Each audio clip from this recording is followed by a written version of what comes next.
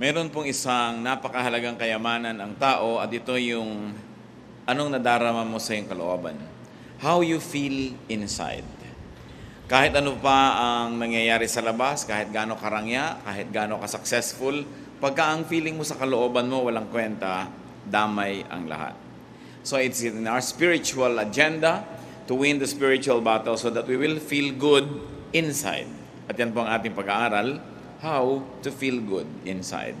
God is concerned about that because God wants us to have a full, meaningful, and a joyful life. Our God in heaven, we thank you that you live in our hearts.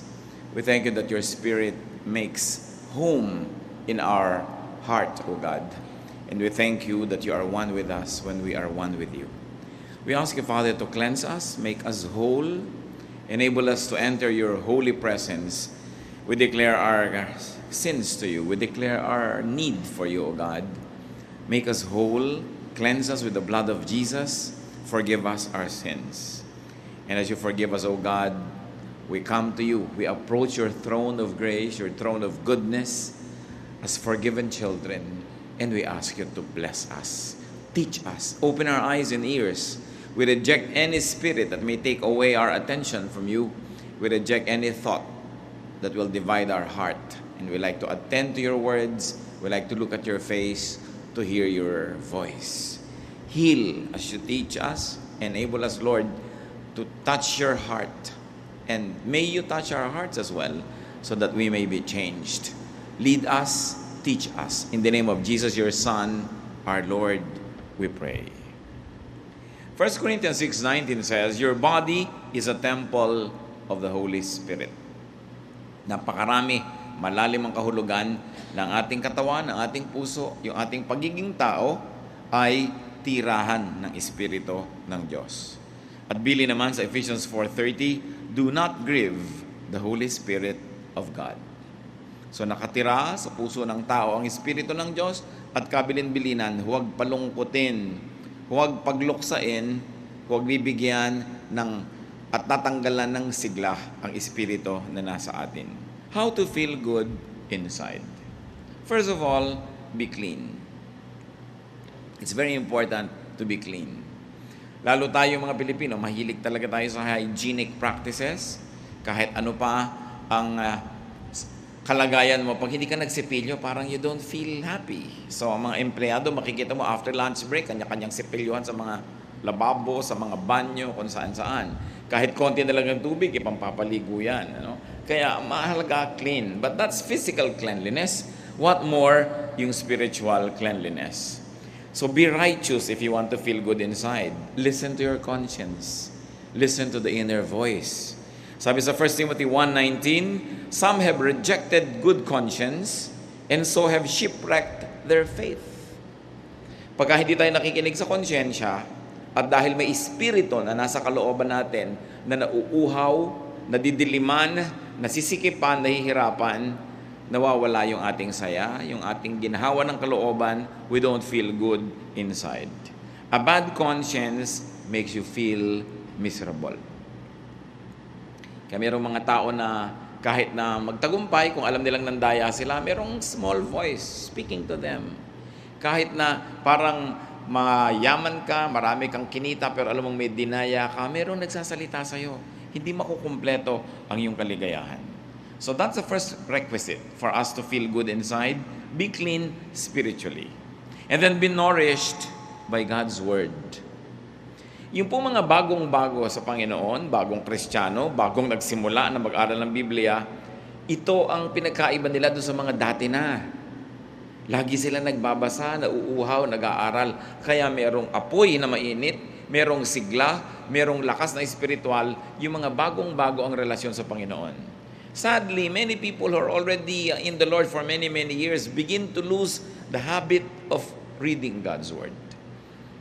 Kung minsan nagiging dependent na lang sa mga instant Bible study guides, mga instant inspirational guides, at hindi na talaga napag-aaralan at nababasa yung salita ng Diyos. It's important for us to feed on God's Word. Why? Because there's the Holy Spirit in you. Kung yung katawan natin, pinapakain natin ng physical food, physical drink, yung spirit naman sa atin, kailangan pakainin mo ng God's Word. It's very important.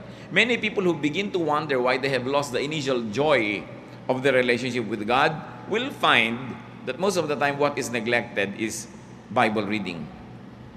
Yung Bible reading na hindi nagmamadali, yung talagang naghahanap ng katuruan, ng mga utos na susundin, ng mga bagay na dapat tigilang gawin, mga bagay na dapat simulang gawin, at mga pangako na dapat ay angkinin. Psalm 119, 105, Your word is a lamp to my feet and a light for my path. You know that light gives comfort. A lamp gives you security. And very importantly, God's word detoxifies. Marami ng uso ngayon. Bismillah, uminom ka ng ganitong herb, uminom ka ng ganong gamot, gawin mo ito, gawin mo yan, para alisin yung mga lason sa iyong katawan. Para daw luminis ang ating dugo, luminis yung ating circulatory system, lahat-lahat ng yan. Pero ang talagang panglinis ng mga spiritual toxins ay yung salita ng Diyos. Daig talaga niyan kahit ano pang gamot ang maiisip mo. Kasi yan ang nagmumula sa puso ng Panginoon. It's not important just to read, but it's very important to meditate on God's words. Kaya dapat talaga ang taong mananatili yung joy sa kanyang puso, yung malalim na kaligayahan, nagbabudget siya ng oras, naglalagay talaga siya ng panahon para magbasa ng salita ng Diyos araw-araw. Kung yun man ay sa umagang-umaga, sa tanghali o sa gabi, kung ano yung hiyang sa inyo na panahon, pero kailangan ipinaglalaban yan. Ang mga taong tinatawag na nagbabackslide, ang kauna-unahan nilang makikita mong gawain sa pagbabackslide, yung hindi pagbabasa ng Biblia in a regular basis. Wala kang makikita na sasabihin mo, itong taong to, backslider or in a backslidden state, o nalayo sa Panginoon na patuloy na nagbabasa araw-araw. Parang hindi pa ako nakakita ng ganon. In fact, stopping reading God's Word and meditating on it every day is the beginning of backsliding. Paano po i-describe ang blessed man sa Psalm chapter 1, verse 2? His delight is in the law of the Lord, and on His law He meditates day and night. Siyempre, yung ating mga Bible study leaders, mga preachers, may mga meditation yan later on for the consumption of everybody. Pero dapat meron kang personal meditation. Hindi mo lang iaasa sa teacher, sa preacher, yung pagkain, paglunok, pagdigest ng salita ng Diyos. Kailangan may kanya-kanya tayong ginagawang ganyan. Colossians 3:16, let the word of Christ dwell in you richly.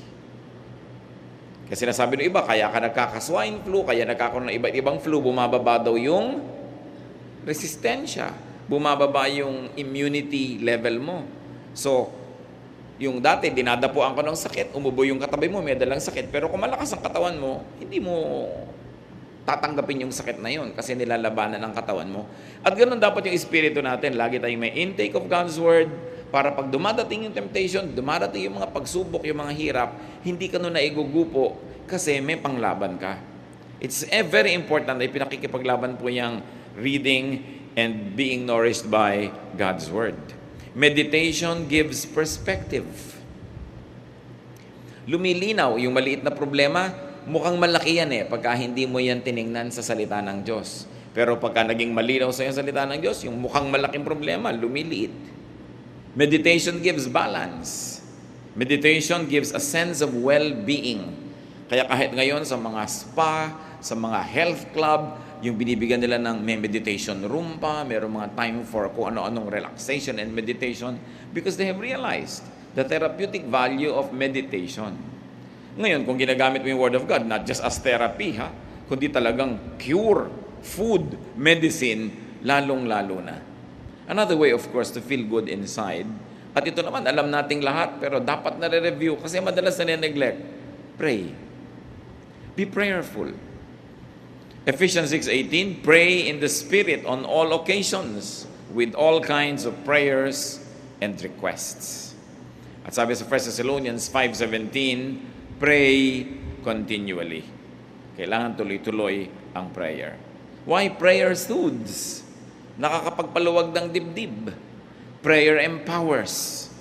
Yung bago ka nagpe-pray, parang feeling mo, talunan ka na ng mundo, wala ka ng ilaban sa mga hirap, wala ka ng kapangyarihan, pero matapos mong mag-pray, when you say amen, you will feel the resurgence of power and energy because prayer plugs you into God.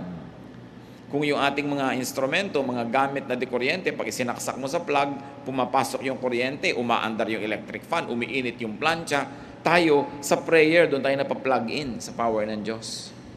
At yung kanyang kapangyarihan mula sa langit, pumapasok sa ating espiritu, nakikiisa sa atin. Prayer transports. Kahit ikaw ay nasa isang place of misery, when you close your eyes and pray, and your spirit is with God, you suddenly find yourself to be in a garden that's quiet, or by a poolside, or in a refreshing greenery, because prayer transports. Prayer allows us to transcend physical limitations. Prayer, naturally, of course, transforms. Dapat ang tao, pag ganito yung kalagayan niya, tapos nag-pray siya, pag dilat ng mata niya, pag sabi niya ng amen, hindi na ganun yung kalagayan niya. Naiba na siya. Yun ang powerful prayer. Galit na galit ka kanina, nag-pray ka, kahit sandali, pinag-pray mo na alisin ng Diyos ang iyong galit, matuto kang magpatawad, matuto kang magtiis. Pag dilat ng mata mo, dapat hindi ka na kasing ganun kagalit. Kasi talagang ang tunay na panalangin, nagpapabago. Talagang maiiba yung pati physical makeup mo. According to researches, yung mga matataas ang presyon, magpe-pray sila, magme-meditate. Pagkatapos ng ilang minuto, kukuhanan uli ng blood pressure, bumababa, nare-relax. Makapangyarihan ng panalangin. Hindi natin kayang maunawaan, so magdasal na lang tayo. Hindi na aarok ng siyensya hanggang ngayon yung hiwaga ng panalangin. Pero ang nananalangin mismo ang nakakaalam nun. Kaya magtataka kayo mga iba, mananampalataya, may daladalang Biblia, sinasabi Kristiyano sila, pero warrior. Laging nagwo-worry. Pero ang kasabihan nga, why worry when you can pray? Nagwo-worry ka, baka ka magutom bukas, ano magagawa mo? Mag-pray ka. Nagwo-worry ka tungkol sa mahal mo sa buhay na ang layo-layo, baka nasa panganib. Kaya mo ba siyang iligtas? Nandito ka. So you pray.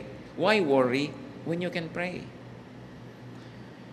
Why continue feeling negative when you can come to God in prayer and ask that God soothes you, comforts you, and that God changes your disposition?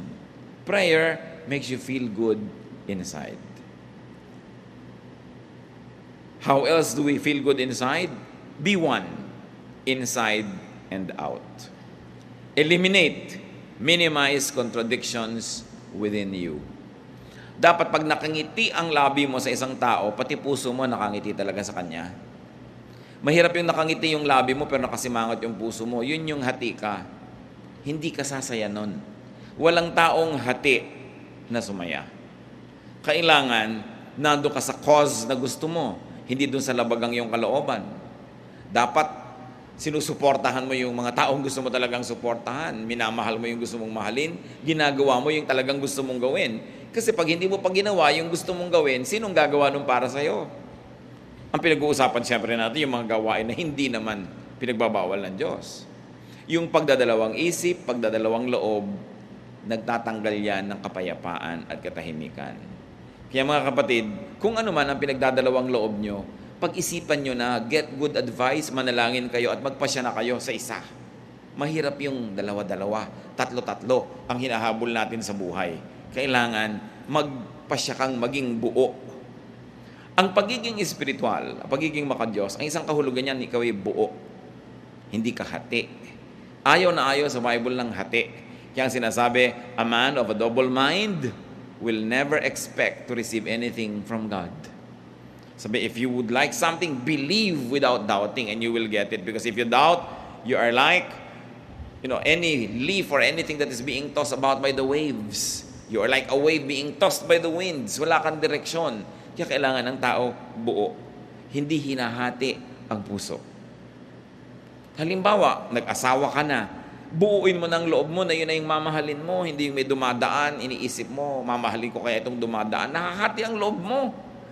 At pag nahati ang loob mo, it will show in your life. It will show in everything you do. Malilito ka ngayon. Kung may kumakausap siya, nawawala ka sa sarili. Ha? Bakit? Kasi hati yung loob mo eh. Dapat buo. What you think and say, what you say and do, Must be one. So, do the good that you think. Meron kayong gustong gawin, gawin nyo. Lalo't mabuti yon. Kasi pag hindi nyo ginagawa, nahahati kayo. Do not frustrate your good side. Halimbawa, may nakaaway kayo. Gusto nyo na mag-sorry. Mabuting mag-sorry, magkasundo kayo. Gawin nyo. Hindi yung pinipigil kayo ng pride. Nahahati kayo. There's a part of you na gusto nyo gawin yung tama. Merong humihila sa inyo na wag mo gawin yung tama kasi yung pride mo, paano naman, wag mo mukha kakawawa, etc. etc. Hati. Hindi sasaya ang isang taong hati. Ikaw man at biyanan, may manugang ka, tanggapin mo na naging anak mo na rin yan. Kasi kung dalawang loob ka, tatanggapin ko ba o hindi? So may mga araw na natutuwa ka sa kanya, may araw na hindi, may araw na ang sungit-sungit mo, may araw na sweet ka naman, kasi hati. You've got to decide. And there are things you don't even have to decide about. We just have to accept them. Katulad ng sinasabi ko, biyanan mo, manugang mo, tatanggapin mo na yan, wala ka ng choice. Bakit mo palilituhin ang sarili mo kung magiging devoted ka ba, mamahalin mo ba, papadalhan mo ba ng ulam, susuportahan mo ba? Gawin mo na lang yung tama kasi laging may nagtatalo sa kalooban natin. Yung maganda at yung hindi maganda. Kailangan pa ba naman nating ipaliwanag na yung maganda ang siya nating gawin? Sabi ng Panginoon sa Matthew 12:25, Jesus said, every kingdom divided against itself will be ruined. And every city or household divided against itself will not stand. Kung ang isang kaharian na hati ay matutumba, kung ang isang bahay na hati ay guguho, ano ang mangyayari sa isang puso na hati? Kaya dapat hindi hinahati ang puso. Huwag na nating lilituhin ang ating mga sarili.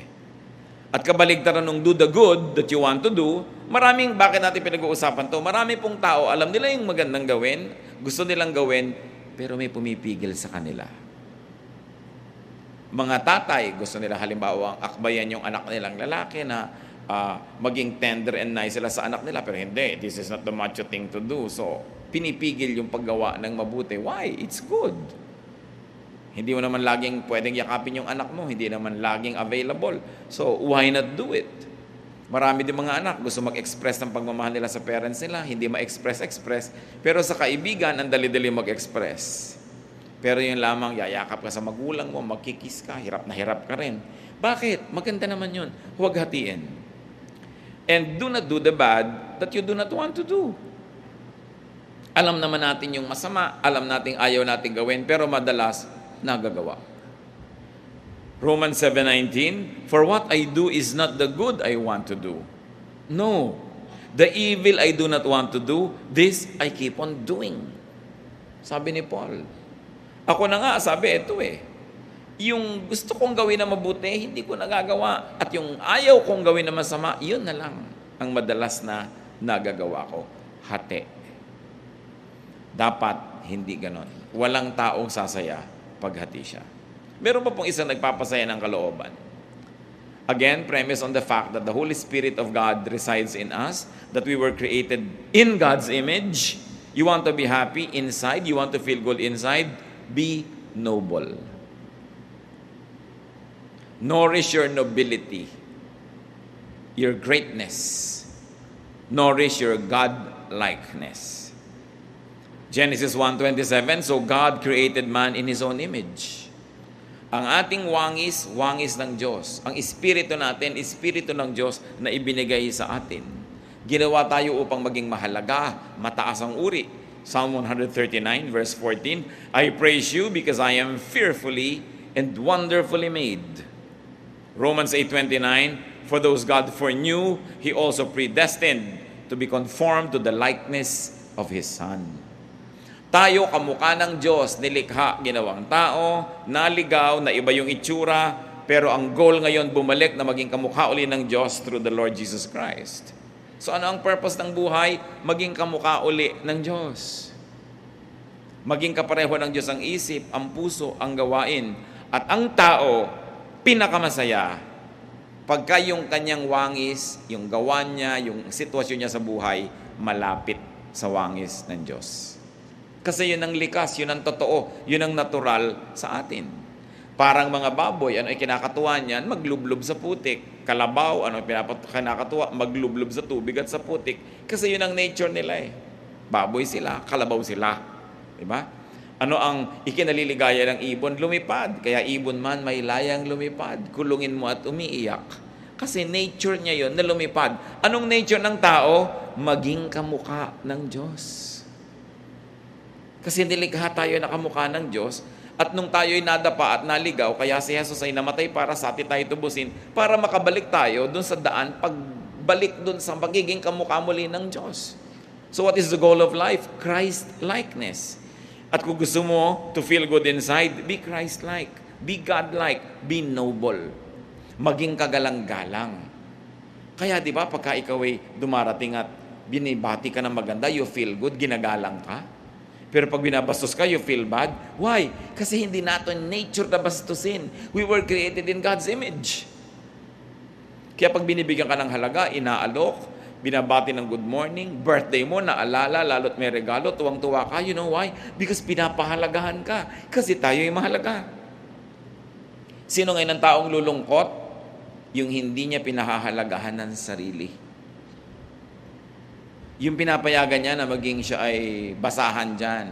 Binabastos-bastos, binabali, wala. Walang taong sumasaya na ganun. Kasi hindi yun ang ating likas. What then should we do? No? How do we become noble and nobler and nobler? By making the right choices. May mga gusto tayong gawin na mataas, maganda, gawin natin. Meron tayong gustong sabihin na noble, gusto mong pumuri sa tao, gawin mo. Because it's the noble thing to do. Luke 12:12, the Holy Spirit will teach you what you should say. Ganun nakatanim sa atin yung Espiritu na pati sasabihin mo pa nga, maituturo ng Espiritu yung gagawin mo, yung desisyon mo. Kung maganda ang relasyon mo sa Diyos. So, how do we become noble? Do good. We are most noble when we do good. We are least noble when we do things that are bad. Kaya nakikita nyo yung mga nahuhuli sa akto na gumagawa ng mali. Pinagmamalaki ba nila yun? No. Kasi hindi yun ang gusto natin na malaman ng tao tungkol sa atin. Kasi hindi tayo talaga ganun. Dapat maging mabuti at maging mabait. Because that is what is noble. Yung mabuti, inclination yon. This is the nature of the heart, mabuti. Yung mabait is kabutihan in action, nagiging kabaitan. So mabait ka, mabuti ka. Mayroong mga taong mabuti pero hindi mabait. Mabuti sila, hindi sila gumagawa ng masama. May intensyon silang gumawa ng mabuti pero wala namang action. Kailangan may action. Yun ang kabaitan. How do you feel noble? Kailan tayo nakakaramdam, mga kapatid, na ang taas-taas ng pagkatao mo? When you give more than you get, you feel noble. Yung nagbibigay ka, taos puso, you feel noble kaysa ikaw yung binibigyan. Di ba? Hindi masarap yung feeling na ikaw yung binibigyan. Pag masarap ang feeling mo nun, something's wrong. Pero usually, mas masarap yung nagbibigay ka kaysa yung namamalimos ka, kaysa ikaw itong kinakahabagan. Mas masarap yung ikaw yung nahahabag because to give is noble. Do not get, then just forget. Kasi halimbawa, dumating yung point, ikaw ang tumatanggap, ikaw ang binibigyan. How will you become noble now? Ikaw yung naging recipient, nagbabayad ka ng utang na loob. Nagsusukli ka, gumagawa ka ng mabuti. Kaya pag may gumawa sa atin ng mabuti, pagkatapos na-empower naman tayo, lumakas, tayo naman yung gumagawa ng mabuti sa kanila, you feel good. Because it's your nature to feel good that way. You want to feel noble, give more than you get. Give more than you receive. Do not just get and forget. Pagka kayo hingi lang ng hingi, kuha ng kuha, tapos hindi tayo marunong magsukli, gumawa ng mabuti, yung konsyensya nyo, binabagabag din kayo. You will not feel good. Hanggang hindi kayo nagsusukli ng kabutihan. Do not receive what you cannot reciprocate. Mga babae, nililigawan kayo, o ngayon kahit lalaki, naliligawan na rin. No? So ang nangyayari, huwag kayong tanggap ng binibigay sa inyo kung wala naman pala kayong pagtingin. Hindi nyo naman pala susuklian ng isang kindat o isang holding hand o isang yakap. Wala pala kayong balak isukli o ipalit. Huwag yung tanggapin. Because that is not the noble thing to do. It's important to be noble, and nobility has nothing to do with wealth. May mga tao ang yayaman pero hindi noble ang mga pamamaraan nila, hindi noble yung kanilang karakter. May mga tao ang hihirap pero ang taas ng pagkatao. Alam mong taong-tao ito kahit walang pera. Walang kinalaman ng pera dyan. And when we are noble in our ways, we feel good. Another way to feel good inside, be classy. Dapat class act. Hindi ko sinabing maging mahal ang damit mo, maging expensive yung taste mo, pero may class ka. What do you mean? Do not do not say, do not think what makes you appear or feel cheap. Meron na ba kayong nagawa na sabi na pagkatapos na nagsisisi kayo dahil mukha kayong mumurahin? Huwag niyong gagawin yun. No? Halimbawa, gusto mo yung isang tao pero ayaw sa'yo, huwag mong ipagdutdutan ang sarili mo kasi magiging cheap ka. Yung tuwing dadaan siya doon, nandun ka nakakalat. Yung pupunta sa showroom na yun, nandun ka. Yung parang wala ka nang ginawa kundi planuhin siya abangan. It's cheap. No? Do not appear and do not feel cheap. Lalo ikaw babae, hindi ka naman pinapansin. Ikaw pa tong laging nakakalat dyan. You know, it's cheap. It will not make you feel good. Magkakaroon ka lang ng immediate pleasure dahil napagbigyan mo yung hilig mo. Pero pag nananahimik ka na at nag-iisa, ang feeling mo, bumaba ang pagkatao mo. You want to be happy inside? Be classy. Beware of addictive things and addictive habits. Lahat ng bagay na nakaka-addict, nakakapagpa-cheap. Nakita niyo mga ibang tao na antitino, ang gaganda ng behavior, nung naging drug dependent, pati sariling nanay, ninanakawan, sariling anak, ninanakawan, kasi naging addict. Addicts compromise and degrade themselves just to get a fix. Kaya maraming antitinong babae nung naging drug dependent, pati katawan ay pinagbibili sa murang halaga, makakuha lang ng kailangan niyang gamot. Addiction cheapens people. Kahit anong addiction yon. Addict ka halimbawa sa sugal. Addict ka halimbawa sa isang uri ng pagkain. All kinds of addictions. Kaya ang isang message ni Lord Jesus Christ is freedom. Sabi, moderate yourself, moderate your lifestyle that you do not become dependent on anything or anyone. Sabi ni Paul, we have learned to be content in whatever situation. Sa init at lamig, sa gutom at busog, sa meron at wala. Sabi ganon, natututo kami maging kontento. Because anything that you will desire can become your master. And to have a master, no matter what, basta hindi ang Panginoon yon, can cheapen anybody. So do not degrade yourself. Isang payo sa mga umiibig, kung talagang ayaw sa inyo, wala kayong magagawa para kayo magustuhan. Habang nandiyan kayo at nagpipilit, lalo lang kayong nakakaayawan. At lalo lamang bababa ang pagtingin sa inyo, lalong lumalayo yung pag-asa niyong magustuhan kayo. Subukan yung talikuran at iwan, baka sakali pa. Pero yung hahabol-habol ka, wala kang pag-asa. Paminsan-minsan baka pagtiyagaan ka, lalo't wala namang ibang tao, pero gusto mo yung pinagtiyatsagaan ka lang, o pinagbibigyan. So kung ayaw, di wag. If you don't like me, we both lose. Dapat ganun ang policy mo. Do not allow others to degrade you. Save yourself from degrading situations. Katulad nung kwento sa Luke 15:13-18, yung prodigal son. Anong ginawa niya? Hiningi niya yung mana niya, nilustay niya, pagkatapos naghihirap siya sa isang foreign land, naging trabaho na lang siya doon, taga-alaga ng baboy. Hindi naman siya pinapakain, kinakaingitan pa niya yung baboy dahil kumakain sa oras, siya hindi. So, nagising siya sa katotohanan. Sabi niya, hindi ito dapat. So, ganun, uuwi ako sa tatay ko, hihingi ako ng tawad, at mamamasukan na lang ako sa kanyang katulong. Kasi ang mga katulong ng tatay ko are better fed than I am. So, ganun, tatanggapin ko yung aking pagkakamali, hihingi ako ng tawad, but I will stop the situation from degrading me. Kung meron sa atin ngayong mga kapatid, nasa isang situation kasi very degrading, get out of it. Halimbawa, hindi naman kayo ang asawang tunay, tapos mga 3 times a year lang kayong sinisipot, no? Sa ilalim pa ng silong ng Fort Santiago. Nakaka-degrade yun sa inyo. Bakit hindi niya kayo mabigyan ng panahon niya? Bakit iaabang niyo yung buong sarili niyo sa kanya? Diba? You degrade yourself. You deserve a better treatment. You have only one life to live on this earth. There's eternal life, yes, but here only one. So bakit mo papayagan na nadadaya ka? Yung hahabol-habol ka sa hindi naman pwedeng managot sa'yo. Kino-commit mo yung sarili mo sa hindi naman nagko-commit sa'yo. That's not the way to deal with yourself. You know why not?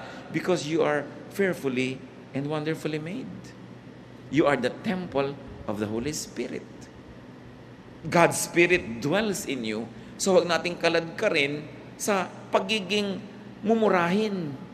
Kailangan pinapahalagahan natin ang ating sarili. Nandun na tayo, paminsan-minsan nagkakalimot tayo, nagkakamali, nabubulag ng damdamin, pero dapat hindi nagtatagal. Alam mo dapat yung ginagawa mo, walang kakauwian. Kung nakikipag-business partnership ka sa isang paraan na talagang yung pagkatao mo, yung paniniwala mo, prinsipyo mo, nilululun mo na dahil hindi mo talaga masikmura, get out of it. You are in a relationship that doesn't have any respect for your personhood and your dignity, get out of it. God has something better for you. Kung minsan nadadaya tayo na yun na lang ang pag-asa natin, akala ng iba, ito na lang magmamahal sa akin, wala nang iba, so hindi baling ginaganito na ako. Hindi yung totoo. Alam ng Diyos ang ating sitwasyon. At meron tayong katapat na mas bagay, katapat na hanap buhay, katapat na trabaho, katapat na profesyon, katapat na kaibigan, kasama sa buhay, kasama sa bahay. Don't settle for what is not very good for you. And those that do not settle for nothing but the best, usually get the best. Kailangan tinataasan din natin yung ating standard. Hindi dahil tayo mayabang, but, let me be emphatic, because you were fearfully and wonderfully made. And not only that you were made great by God, that God breathed His life into you and into me, but Jesus gave His life for our redemption. Ganun ang halaga ng tao. Dapat marunong tayong magpahalaga sa sarili. Huwag niyong ipagsiksikan ang sarili niyo sa hindi nagpapahalaga sa inyo. It's unfair to the Spirit that lives in you, and it's unfair to yourself. Remember who you are, that you are God's child, that you were created in God's image, and Jesus died so that you could be like Him again. Pag naaalala natin yun, na may mataas tayong kalagayan, mataas na calling, then hindi ka papayag na ginaganong-ganong ka lang. Pag tayo inaapi-api, kinakawa-kawawa, binabaliwala, ang dapat mong gawin, remember who you are, that you are fearfully and wonderfully made. At sabi nga ng Ephesians 4:30, which we have already read, do not grieve the Holy Spirit. Pagka binababa natin ang ating pagkatao, we grieve the Holy Spirit. When we desire things to the point na susunod-sunod tayo, aabang-abang, we grieve the Holy Spirit. So feel good inside, and one of that is by changing the outside world. When you feel bad, baka naman may dahilan at pwede mong palitan in your outside world so that you will feel good. Maybe you should clean your environment, go out and take a walk, change the situation, and it might make you feel good inside. But, yung mas permanente, hindi dependent sa mga bagay na nasa labas, feel good inside by being good inside. When you are good, you will feel good. Kahit hindi ka ma-appreciate, hindi ka mabayaran, hindi ka mapuri, pero mabuti ang iyong puso, gusto mong bigyan ng kaluguran ng Diyos, no matter what happens, you will feel good. Feel good inside by doing good. Napakalaki ng ligayang binibigay sa tao ng paggawa ng mabuti. Himalayan, hindi maipaliwanag, pero may nagawa kang mabuti, you will feel good. Feel good inside by nourishing your good side, not your bad side. Meron tayong good side, may bad side. But if you nourish the good side, you will feel good. If you nourish the bad side, you will feel bad. Kahit pa nga naging matagumpay yung bad side mo, but there's still this voice that will continue to make us feel bad. Mag-isip-isip tayo. Ama naming Diyos, nais naming ilapit sa inyo aming mga puso. Nagpapasalamat po kami sa bawat isa rito who feels good, who generally feels good. Pero inaalala rin namin, Lord, yung bawat isa na maaring hindi ganun ang kalagayan, mas madalas malungkot, mas madalas matamlay, mas madalas merong nararamdamang hindi masarap, hindi maganda, na hindi maipaliwanag. Sa sandaling ito, Panginoon, sa mga pinag-usapan namin, ipakita mo doon sa mga generally not feeling good inside, kung ano ang posibleng dahilan. Ipakita mo sa amin kung ano ang mga ginagawa namin, Panginoon, na nagiging dahilan din kung bakit yung pakiramdam namin ay hindi masaya, hindi magaan, hindi nakakaluwalhati sa iyo. We are very thankful for each one who feels good, but for each one who doesn't, we pray that your wisdom will prevail, that you will teach us to identify the root causes of these ill feelings so that they may be uprooted and we will have a change of heart and our lives will be peaceful, lovely, and enjoyable. Magbulay-bulay tayo mga kapatid. Kung meron tayong mga ginagawa, iniisip, pamamaraan, lifestyle that contributes to not feeling good. At ipagpasalamat din natin sa Panginoon yung mga tama nating ginagawa. Sa mga 7 natin pinag-usapan, surely we will be able to identify things that make us feel good and the opposite that makes us feel bad. Madadaya tayo sa bawat panahon that we don't feel good inside. We will not always feel good outside. Kung minsan may sakit ang katawan natin, masakit ang ulo, masakit ang paa. But what is important is to feel good inside. Na yung espiritu natin payapa, tahimik, masaya, kaya nating harapin kahit anong hirap ng katawan o hirap sa paligid. Ama namin, kapatuloy po kayong humipo sa aming mga buhay at mga puso. And may you minister to us to this message na maski Panginoon anuman ang pinagmumula ng aming kumisan, mga lungkot, mga katamlayan, ituro nyo sa amin kung paano ito lulutasin para ang buhay na ipinahiram nyo sa amin, Panginoon, may be lived in joy, in happiness, in peace. Manalangin tayong sumandali and let the Spirit of God minister to each one, especially those that usually do not feel good. May the Spirit of God bless each one.